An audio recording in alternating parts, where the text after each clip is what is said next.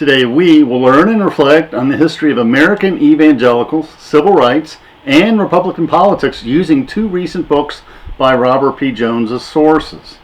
Robert Jones grew up in the Baptist Church in Georgia and Mississippi, and he holds a PhD in religion from Emory University and a master's in divinity from Southwestern Baptist Theological Seminary.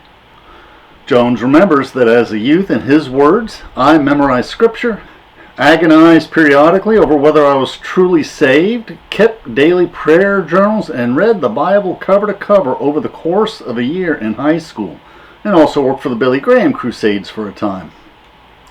There was not any emphasis on pondering the history of the churches during and after the Civil War.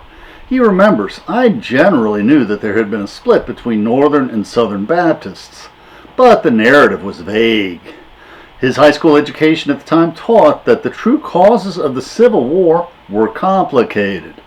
Jones also said that he was taught that slavery was not the central issue, but merely one of many North-South conflicts precipitating the split. His subsequent studies on American religion during the Civil War, Reconstruction, and Civil Rights period, while he was working on his PhD and afterwards, explored this complicated history. From this history, Jones has written these two books that we will review. At the end of our talk, we will discuss the sources we used for this video and my blogs that cover this topic. Please, we welcome interesting questions in the comments. Let us learn and reflect together.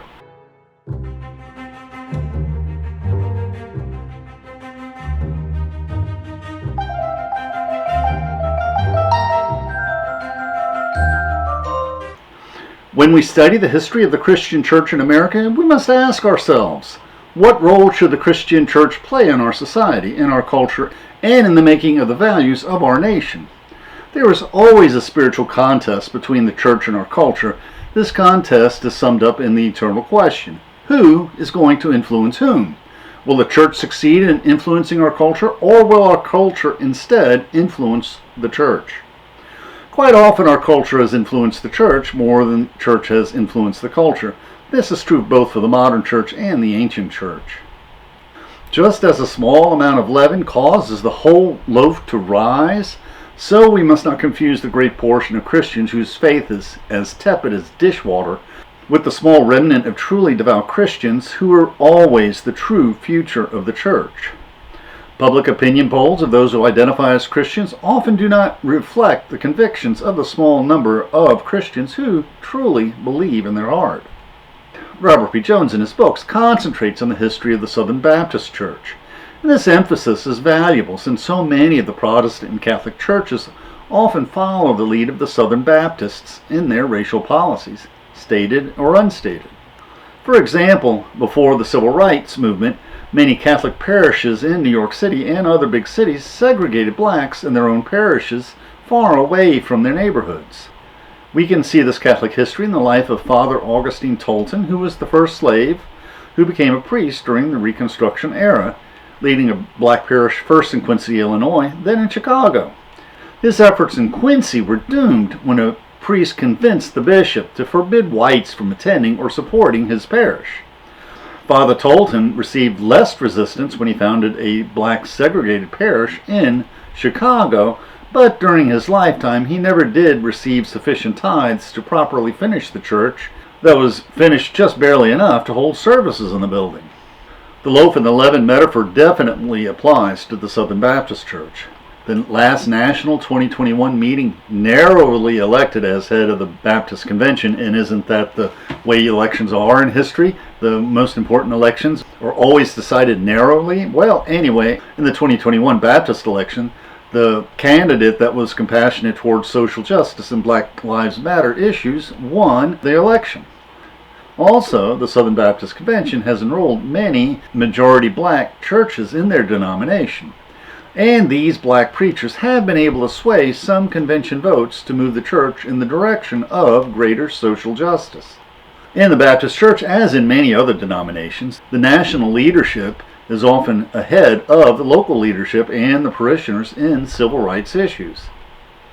And in this Christianity Today article on that election, we'll just scan the first two paragraphs. Pastor Ed Litton was championed by his supporters as a force for gospel unity and racial reconciliation, and he was elected as the next president. This is seen as a signal of the direction of the Southern Baptist Convention, where infighting has broken out over approaches to race, abuse, and other issues, while the Conservative Baptist Network raises alarm about liberal drift and woke theology. We want to emphasize that the evangelical movement is not monolithic, and that there have always been evangelicals concerned with racial justice.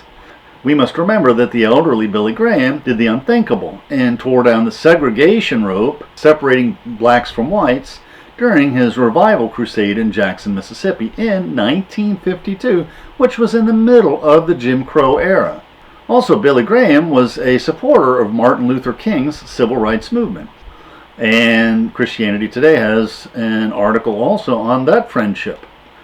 For example, Graham invited Martin Luther King to pray at one of his crusades in 1957 and to speak at a later ministry retreat to help his team understand the racial situation in America more fully. And several accounts even mention that Billy Graham posted bond for Martin Luther King when he was in prison for his protests in the 1960s. We would also like to draw your attention to Promise Keepers, which is a Protestant evangelical retreat ministry that has struggled over the years, in part because they include racial reconciliation as one of their central messages, in spite of considerable pushback from their members over the years. This video reviews the biography and testimony of the founder, Coach McCartney, and an update on the current status of the ministry and its revival meetings. Coach McCartney had become aware of the grinding poverty and discrimination many blacks faced when he was recruiting black athletes for his championship-winning college football team, and this deeply influenced his ministry. America is a religious nation. You might ask, why are Americans far more likely to attend services and self-identify as Christians or Catholics than Europeans? Many historians believe that the American separation of church and state creates a healthy environment for religion to thrive. In many European countries, the clergy are paid a state salary, which means that both clergy and laymen both can become complacent. Also, Professor Allett, a professor who has lectures on American religious history in the Great Courses, observed that in the past, many Catholic immigrants who attended Mass in America had been agnostic before when they lived in countries like Italy and Spain, because this agnosticism was seen as a protest against the government. Now let's review the history of the relationship of Christianity to slavery. Another puzzle is why so many Southern white Christians supported slavery before and during the Civil War, and why so many white evangelicals and white Catholics were opposed to, or at least did not support, the civil rights movement in the years after the Civil War and in the modern era. Slavery was deeply embedded into the society and culture of the Deep South. Just prior to the Civil War, the total value of slaves exceeded even the total value of land in the most agricultural areas of the Deep South.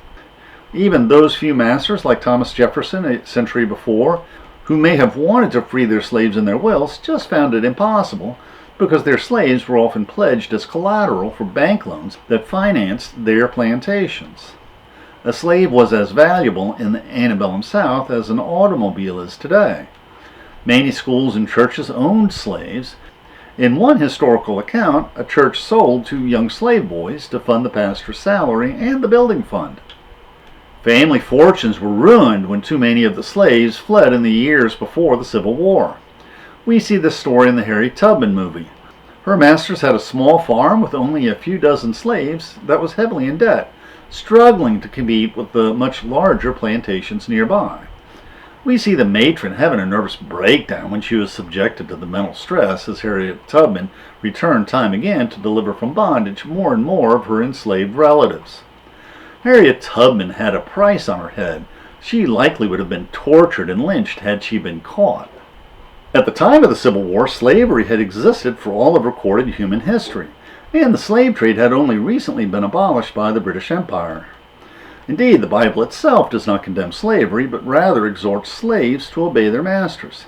However, American slavery was far more cruel than most prior systems of slavery in many ways. Slaves in the Deep South were not seen as truly human. They were treated like talking cattle. They were denied even the right to legally marry. Their families could be broken up at any time, and many black women were forced to breed young slaves for sale at the auction block. Not only were slaves denied the right to have an education, teaching a slave to read was illegal in many parts of the South. Although earlier it was possible for a slave to earn wages and eventually purchase his freedom, and although some masters did free some of their treasured household slaves in their wills, freedom was impossible for most slaves in the decades leading up to the Civil War. In the northern states, the religious evangelicalism awakened by the Second Great Awakening inspired the abolitionist movement. We were struggling with what kind of image would be an appropriate thumbnail for this video, and we selected a camp meeting painting from the Second Great Awakening, since there were revival meetings in both the northern and southern sections of the country. The Third Great Awakening revivals occurred during the Civil War and Reconstruction eras, and indeed there were revival meetings in both Union and Confederate Army camps, which reflect the religious tensions that last up to the present day. The little lady that Lincoln said helped cause the Civil War, Harriet Beecher Stowe, wrote Uncle Tom's Cabin, a novel that helped turn many Northern readers against the cruelty of slavery by describing the sufferings of individual slaves with whom the white readers could sympathize. And yes, this was a work of fiction. It was somewhat dramatized, but many of the stories were based on true stories. But in the South, ministers defended slavery by the many friendly references in both the Old and New Testaments, and the Methodists, Presbyterians, and Baptists split into northern and southern churches over the issue of slavery. Although most denominations reunited after the war, the Southern and Northern Baptists are separate denominations even up to the present day. The belief in both the North and the South was that the Negro race was forever inferior to the white race. Even some of Lincoln's early speeches conceded the inherent inferiority of Negroes. These hateful attitudes were slowly improving during the Civil War and Reconstruction, only to regress under the Redemption and Jim Crow era. Many whites cited as biblical proof the supposition that blacks were descendants of Cain, whom God physically marked after he murdered his brother Abel. The Christianity the slave owners wanted preached to their slaves and the Christian preaching the slaves were eager to hear were very different. The slave owners wanted the preachers to preach the message of Ephesians to their slaves, for slaves to submit to their masters, for slaves to work as faithfully for their masters as they would work for Jesus. The preaching the slaves were eager to hear was the hopeful message when Moses relayed God's message to old Pharaoh, "Let my people go." And we picked the image of Charlton Heston parting the Red Sea as Moses for our video on slavery in the early Jewish and Christian traditions, since in the Old Testament the Lord often preceded his messages to Israel. Remember, God said, "You were slaves in the land of Egypt, so be compassionate to sojourners and immigrants and the poor and the laborers you encounter." Our dear author, Mr. Jones, also quotes one of the leading abolitionist orators, Frederick Douglass, a former slave, from his appendix to his autobiography that he wrote when he was challenged for his criticisms of the hypocrisy of many white Christians. And Frederick Douglass proclaims, "I mean strictly to apply my criticisms to the slave-holding religion of this land, with no possible reference to Christianity proper.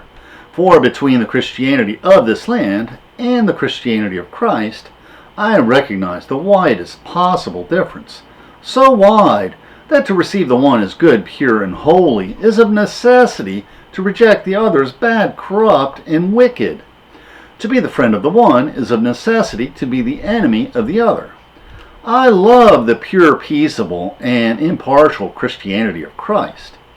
That means that I therefore hate the corrupt, slave-holding, women-whipping, cradle-plundering, partial, and hypocritical Christianity of this land." He continues, "I am filled with unutterable loathing when I contemplate the religious pomp and show, together with the horrible inconsistencies which everywhere surround me.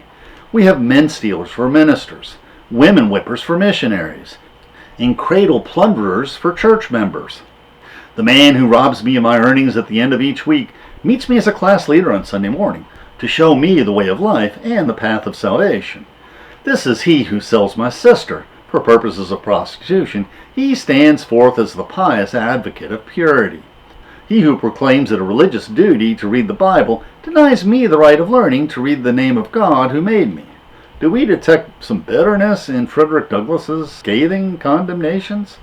Or rather, is this rather justifiable anger and frustration at white hypocrisy? Frederick Douglass tells us how his master, who acted cruelly towards a slave, starving them though he had food plenty in his larders, acted with greater cruelty after his so-called religious conversion. Frederick Douglass also remembers, "I have said my master found religious sanction for his cruelty. As an example, I will state one of the many facts going to prove the charge. I have seen him tie up this lame young woman and whip her with a heavy cowskin upon her naked shoulders, causing the warm red blood to drip, and in justification of the bloody deed, he would quote this passage of Scripture, 'He that knoweth his master's will and doeth it not shall be beaten with many stripes.'" And now we'll talk about Civil War and Reconstruction in Christianity. Bibles were found in the knapsacks of both Confederate and Union soldiers killed on the battlefields because both sides were convicted that God was on their side.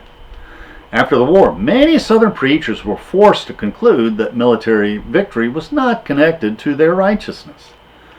And Robert Jones quotes a Southern preacher, "Christ's enemies could nail him to the cross, but they could not quench the ideals he embodied. Christ's cause seems to be a lost cause, as the darkness fell on the great tragedy at Calvary. But out of what seemed to be Golgotha's irretrievable defeat has come the cause whose mission is to save that which is lost." So how did the history books in the Deep South describe Reconstruction? Robert Jones says this, "Reconstruction was presented as a time when white Southerners were victimized by vengeful, occupying federal Union forces, who supported black politicians, primarily to humiliate their defeated enemies. During Reconstruction and afterwards, the Ku Klux Klan and other similar terrorist groups often murdered and lynched and raped blacks, sometimes burning down their houses, crops, and churches. Since white supremacists controlled the police force and the courts, blacks were powerless, totally unable to seek justice, and often if blacks sought justice, they were the ones who were jailed for causing a disturbance.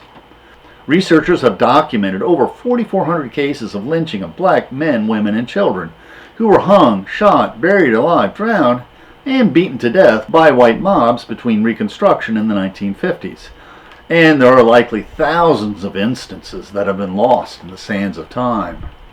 And we see in one of these pictures a postcard of a lynching. Many of these lynchings were pre-scheduled as community events, and pictures were taken and sent through the post office. And the post office actually issued a regulation forbidding the circulation of lynching postcards. And in one of these lynchings, we have a memorial summarizing the event. They hung the blacks, they threw kerosene on them, and then they burnt them to a crisp, and then they went to church. Now let's talk about the myth of the lost cause and the Confederate statues.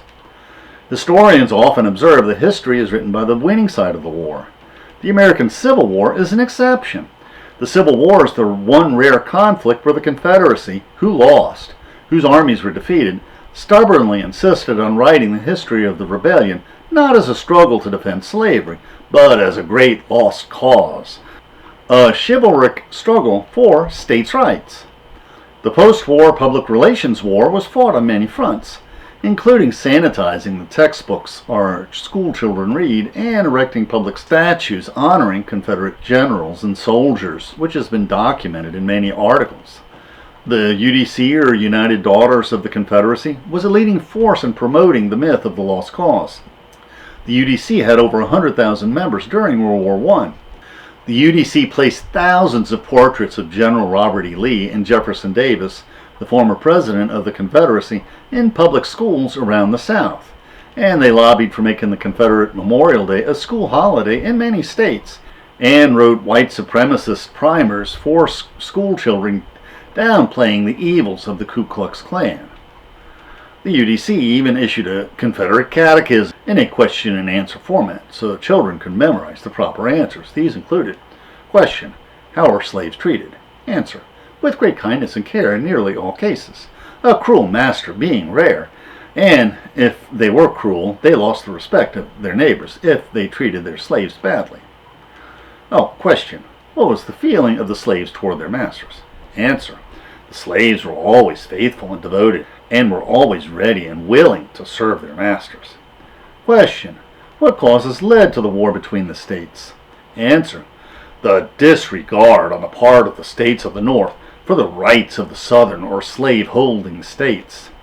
And we see the movie poster for Birth of a Nation. This movie used groundbreaking technology for the time to film one of the first full-length movies. And it was so popular that it caused reorganization of the next generation of the Ku Klux Klan. And we see a comment by Woodrow Wilson during his screening. The white men were roused by a mere instinct of self-preservation until at last there had sprung into existence a great Ku Klux Klan, a veritable empire of the South, to protect the Southern country. The UDC drive to remember the Confederate lost cause was very successful, as there are now over 1,700 Confederate statues and monuments in the South and bordering states, most of them erected during the Jim Crow years to intimidate blacks into submission. There were even stained glass windows honoring Confederate Generals Robert E. Lee and Stonewall Jackson in the National Cathedral in Washington, D.C., and other national churches. Now we'll talk about the intimidation and violence in the 60s civil rights movement. Though churches were never forced legally to integrate as schools and restaurants were, some blacks sought to break the color barrier in Deep South evangelical churches. These efforts were sometimes met by intimidation and violence. For example, in Jackson, Mississippi, the city council passed an ordinance in 1963 defending segregation by criminalizing segregated church attendance, making disturbing divine worship a crime. This was enforced aggressively. Both the blacks who dared sit in the white pews, as well as the white people who invited them, were literally dragged from the pews during the church service, fined, and then thrown in prison. And we see this picture of the 16th Street Baptist Church in Birmingham, Alabama. The KKK firebombed this church during the civil rights protests in 1963, killing 3 young black girls while they were attending Sunday school. Violence doomed Medgar Evers, who with a white chaplain attempted to cross the color line at the home congregations of the white governor and the white mayor. In one church, the pastor threatened to resign if blacks were barred from sitting in their white pews, but the church council of the other church in town unanimously voted to block blacks from attending their white church. This protest was cut short. That night, Medgar Evers was working late at his church before driving home to be with his wife and 3 young children. But Medgar did not make it into his house. Somebody was waiting, somebody who had been waiting for quite some time. At midnight, Medgar Evers opened the door of his car, and while walking up the driveway of his home, some distance away, Byron Beckwith, a well-known local white supremacist, identified by his fingerprint on the rifle scope, carefully aimed and shot Medgar Evers stone cold dead. And we were searching for pictures of Medgar Evers to put in this video, and we saw this interesting one where the Secretary of the Navy and the former governor of Mississippi announced that the Navy will name a dry cargo ammunition ship after the civil rights leader Medgar Evers. Byron, Medgar Evers' assassin, had earlier had this letter to the editor accepted by the local newspaper. I shall oppose any person, place, or thing that opposes segregation. And further, when I die, I will be buried in a segregated cemetery. When you get to heaven, you will find me in the whites-only section. And if I go to Hades, I'm going to raise hell all over Hades until I get into the white section. We here in Mississippi are going to have to do a lot of shooting to protect our wives, children, and ourselves from bad niggers. The fact that a local newspaper would print a letter like this reveals how resolutely the great majority of whites in the Deep South opposed any kind of integration. Nobody disputed the identity of the killer. The killer was tried twice, and twice the jury was hung. A third trial finally convicted Byron Beckwith, the murderer, 30 years later. Faced with violent white opposition and yawns by white evangelical pastors, Martin Luther King, in his letter from his Birmingham jail cell, wrote this: "On sweltering summer days and crisp autumn mornings, I have looked at the South's beautiful churches with their lofty spires pointing heavenward. Over and over, I have found myself asking, what kind of people worship here? Who is their God? Where were they when Governor Wallace gave a clarion call for defiance and hatred? Where were their voices of support when bruised and weary Negro men and women decided to rise from the dark dungeons of complacency to the bright hills of creative protest?"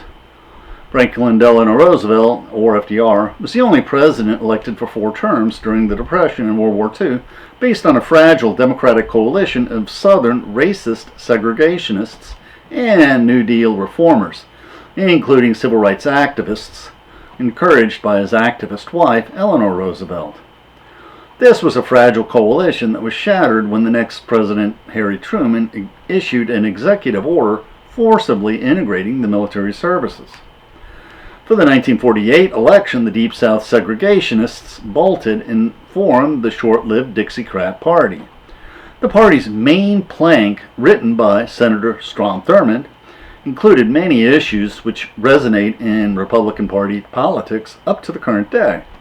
And this is the Dixiecrat Party plank. "We stand for segregation of the races and the racial integrity of each race.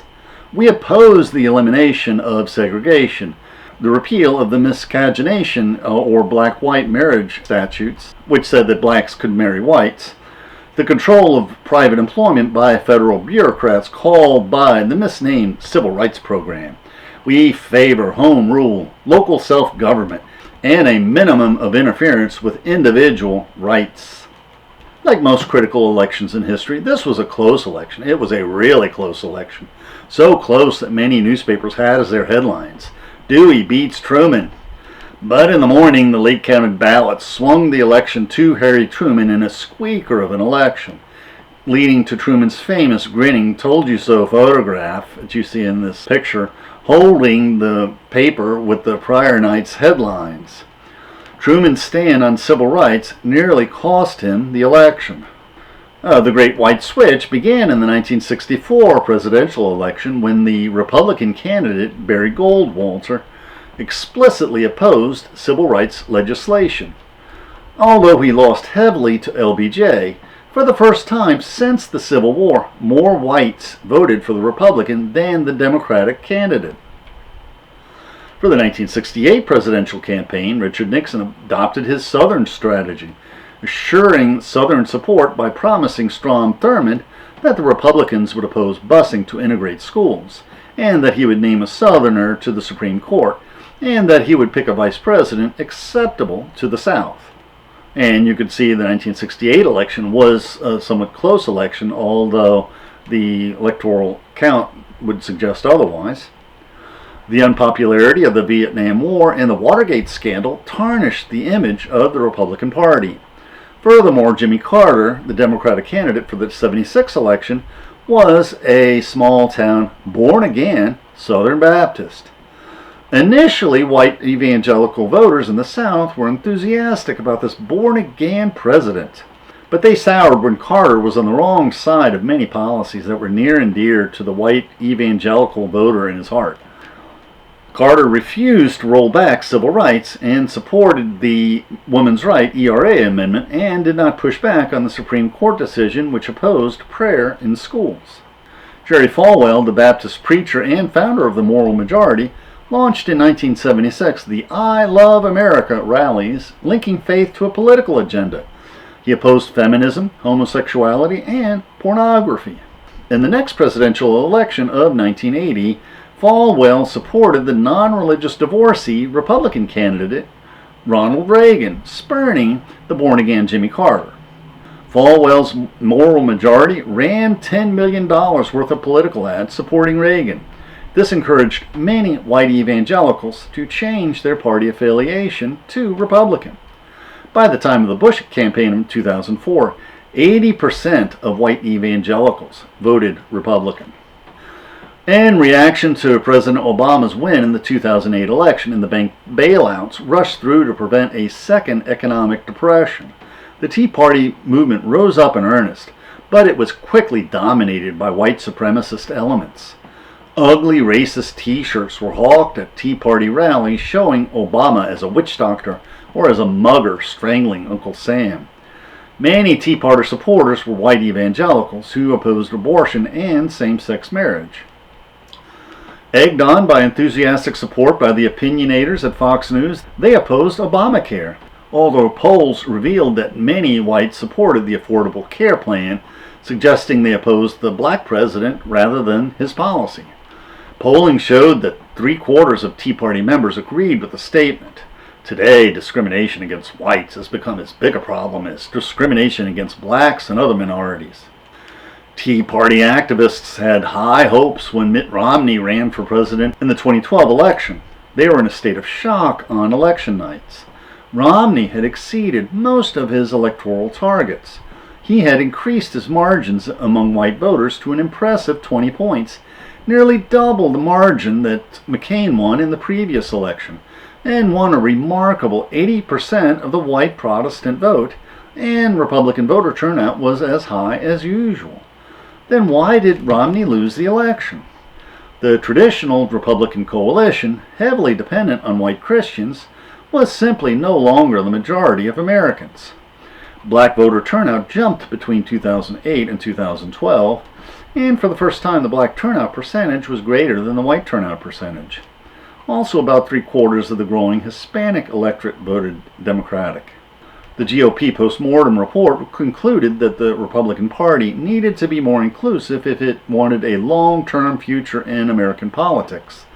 But activists rejected this inclusivity, saying this was unwanted advice from party elites. We see as a possible turning point the Emmanuel AME church shooting in Charleston. In 2015, the young Dylan Roof sought to start a race war, wrapping himself up in the Confederate flag, but instead he sparked a movement that condemned white supremacy, seeking to remove Confederate symbols from state flags and state capitals, and speeding up the removal of Confederate statues and monuments across the country. And this happened when Dylan walked into a black church during a Bible study, where he listened for about an hour. Then Dylan got into an argument ranting about black Americans, and then pulled out his gun, threatening them. Robert Jones writes, one of the members pleaded with him not to hurt anyone, saying, "You don't have to do this." The 21-year-old Dylan replied coolly, "Oh, yes, I do. You are raping our women and taking over the country."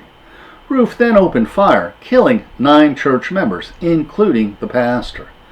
Roof deliberately spared one woman, telling her he was going to let her live so she could tell a story of what happened.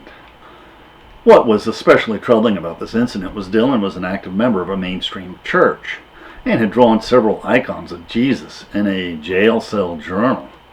But he was not radicalized to church. He was radicalized by Christian nationalist websites on the internet.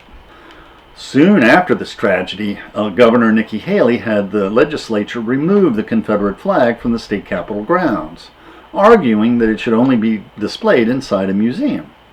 At the time, she said, no one should drive by the State House, see the Confederate flag waving, and feel pain. No one should drive by the State House and feel like they do not belong. In contrast, the effort to remove 4 Confederate statues in Baton Rouge, Louisiana turned into a 2-year ordeal. The governor had to fight legal challenges in multiple courts and appeals. He received many hate letters and death threats, and lost half of his white support during the struggle. The state could only find one African American contractor willing to take down the statues. His car was torched, and sand was poured into the gas tanks of his cranes. A security firm with experience guarding construction sites in war zones was hired. Police SWAT teams with sharpshooters guarded the construction crews, and construction workers wore bulletproof vests and masks, and the license plate numbers of the crew were covered for security. And you may ask, are there connections between the abortion movement and the civil rights movement? Many white Protestants felt threatened by both the civil rights movement and by Catholicism. and the Ku Klux Klan terrorized both Catholics and Jews as well as blacks. But John F. Kennedy's election as the first Catholic president in 1960 and his popularity helped ensure a place for Catholicism in the American culture. While many liberal Protestants and Catholic clergy and laymen marched with the civil rights protesters, white evangelical Protestants were either hostile towards the civil rights movement or counseled infinite patience. White evangelical Protestants preferred to emphasize personal salvation in preparation for the end times. Because if the end times are soon, why do we need to worry about civil rights and social justice? Evangelical Protestants and Catholics would not start cooperating until the 1970s. They would eventually find common cause in the emerging culture war issues, that is to say, abortion, gay rights, and prayer in public schools. Before this time, abortion was not a big issue for Protestants. The Southern Baptist Convention had passed a resolution in 1971 that permitted abortion in the case of rape or incest and damage to the emotional, mental, and physical health of the mother. Our favorite author Jones writes this: "The earliest phase of the Christian right movement did not bridge the Protestant-Catholic divide. But when Protestant Christian right leaders such as Jerry Falwell Sr. followed the advice of Catholic activists to include opposition to abortion as a leading issue for the Christian right, as white Protestants were fleeing the Democratic Party over its support for civil rights, old hostilities quickly gave way to new political alliances." The major logical fallacy regarding the abortion debate is that the pro-life and pro-choice are opposing options. This makes no sense. The true opposite of pro-life is pro-death, and very few people are eager to kill babies. This blog and video demonstrates, as a Christian, that you can be both pro-life and pro-compassion. And we're nearing the end of the history. We talk about the evangelical church and Trump. For the past few decades, most white Christians continue to vote Republican, while most black and mixed Christians vote Democratic, often by wide margins. Polls taken by Robert Jones shows that of the white evangelicals, 81% voted for Trump in 2016. And among white Catholics in 2016, 64% voted Republican. And among white mainline Protestants, only 57% voted for Trump. And this support is in spite of the realization that Trump is not really that good a Christian, like when he said that I don't have to ask for forgiveness. And these are some excerpts from some articles written on the topic. In an interview with CNN, Trump said that he does not regret never asking God for forgiveness, partially because he says he doesn't have much to apologize for. But he backtracks a little bit when he hears that conservative Christians don't really like him saying that. So then he announced that he has indeed asked God for forgiveness, but in his own way, whatever that means. Robert Jones says Trump's own racism allowed him to do what other candidates couldn't: solidify the support of a majority of white Christians, not despite, but through appeals to white supremacy. During the presidential debate, he called for his Proud Boys to stand back and stand by, which they did, and they and other white supremacists stormed the Capitol building after Trump incited them to attempt an insurrection and coup on his behalf. Blood was shed, lives were lost, police were beaten, and many congressmen and Mike Pence cowered in fear, fearing death. Now, when posting articles on Facebook, the only white person from my church who would like or comment positively on my posts was an elderly white lady in her 70s. I asked her why, and she responded that she still remembers the images burned into her memory of the brutalities of the 60s civil rights protests. How the police turned the dogs and fire hoses on the protesters in Birmingham, and how the Birmingham church was bombed on Sunday morning, killing 4 little black girls while they were in their Sunday school class, and how the police harassed and beat the protesters in the civil rights marches from Selma to Montgomery, Alabama. Now, I'm in my 60s, and my memories from that era is that I was angry at JFK for being assassinated because his funeral preempted my Saturday morning cartoons. Which means that, hey, you have to be in your 70s to remember the images of Selma that were beamed onto your televisions. This is now history, and the revolt against teaching critical race theory to our children is that they will be forbidden from learning about these civil rights struggles in school. And now we'll discuss the sources we use for this video. These 2 excellent books by Robert Jones are very readable, and although they cover similar subjects, The subject matter doesn't overlap, so I would encourage you to buy both of these books. In addition to the general history of white evangelical Protestants, Robert Jones also has many personal anecdotal stories about what it was like to grow up in a religious Baptist household in the Deep South. And we encourage you to buy these books to read these interesting stories for yourselves. And the old Great Courses, not the Great Courses Plus or Wondrium, has an older set of lectures by Professor Arlett on the religious history of America. The professor is a believing Catholic, but he approaches all his topics with scholarly curiosity and is fair to all sides. And we also have in our blog and our SlideShare slides, and more of the links are in our SlideShare slides, many articles that were written by Christianity Today and statements by many major evangelical leaders and by Pope Francis in the leading Catholic magazine America that pushes back on the idea that Trump is the candidate that Christians should vote for. Now, what puzzled many who watched the armed insurrection against the Congress on January 6, 2021, where far-right insurgents were seeking to kidnap and possibly assassinate members of Congress and Vice President Mike Pence, was how some of the insurgents saw themselves as participating in a Christian cause, even carrying crosses and signs like Jesus is our Savior and Trump is our leader. The QAnon shaman even invaded the Senate floor and sat in the presiding officer's chair, where he wrote a nasty note to Mike Pence, and then he has the gall to say a group prayer out loud for everybody to participate in. And all of this is happening while terrified young staffers tremble in their hiding places, along with congressmen, fearing for their lives. Like, what is going on here? A murderous mob that calls themselves Christians? Have we all gone mad? The YouTube description links to the video script in our blog. Please support our channel by sharing this video with your friends, and by clicking the like and subscribe buttons, and by clicking on the Amazon links to purchase any of the books we discussed, and please consider becoming a patron of our channel. And please click on the links for interesting videos and other topics that will broaden your knowledge and improve your soul. Thank you.